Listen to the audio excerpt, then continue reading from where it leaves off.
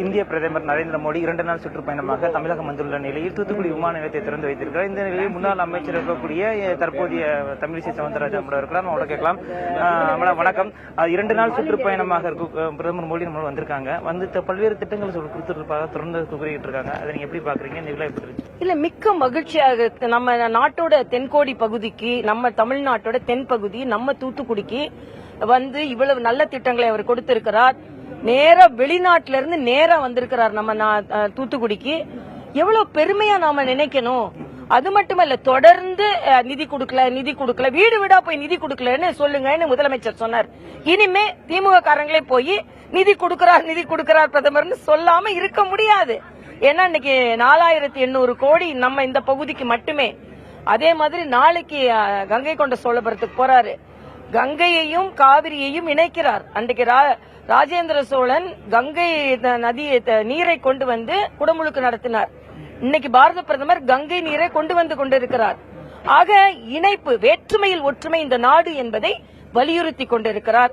இந்த வருகை பாஜக தொண்டர்களுக்கு மட்டுமல்ல, தேசிய ஜனநாயக கூட்டணியை சார்ந்த கட்சிகளுக்கு மட்டுமல்ல, தமிழக மக்களுக்கு மிகப்பெரிய மகிழ்ச்சியை கொடுத்திருக்கிறார். தமிழக முதலமைச்சர் ஒரு கோரிக்கை மனுவை தங்கம் தென்னரசு கொடுத்துருக்காரு. அதை பிஎம் அவருக்கு கொடுத்திருக்காங்க. அதை நீங்க இல்ல, அது அதாவது இன்னைக்கு சொல்ல முடியாது. இதுக்கு முன்னால அவர் வரல, இன்னைக்கு உடம்பு சரியில்லைனால ஒன்னும் சொல்ல முடியாது. ஆனா உடல் நலம் சரியா இருக்கும் போது கூட வந்து வரவேற்க வரலையே அவரு. அதனால எந்த கோரிக்கைனாலும் தமிழ்நாட்டில் உள்ள கோரிக்கை நிச்சயமாக நிறைவேற்றுவார். அதுல எந்தவித சந்தேகமும் இல்ல. ஆனா நீங்க அதை வைத்து அரசியல் செய்து கொண்டிருப்பது தமிழக மக்களுக்கு இனிமேல் புரிந்துவிடும். தமிழகத்திற்கு என்ன திட்டங்கள் வர வேண்டுமோ அது வர வேண்டும் என்பதை நாமும் வலியுறுத்துவோம்.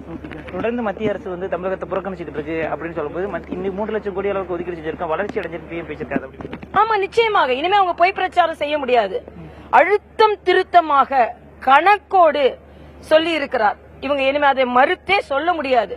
பிஜேபி மேல ஊழல் குற்றச்சாட்டு சொல்ல முடியாது, வளர்ச்சி கொடுக்கலன்னு சொல்ல முடியாது.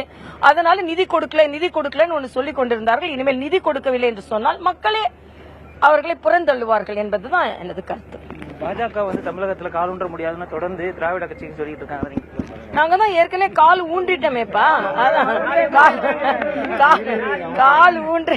கால் ஊன்றுவோம், வேறு ஊன்றுவோம், கை ஊன்றுவோம், எல்லாமே தான் ஊன்றுவோம். அதான் அதனால நிச்சயமாக நாங்கள் ஊன்றிக்கொண்டே தான் இருக்கோம். அவங்க தான் ஊன்றுகோல் வச்சு நடக்க வேண்டிய காலம் வரும். நாங்க ஊன்றிடுவோம் வேற.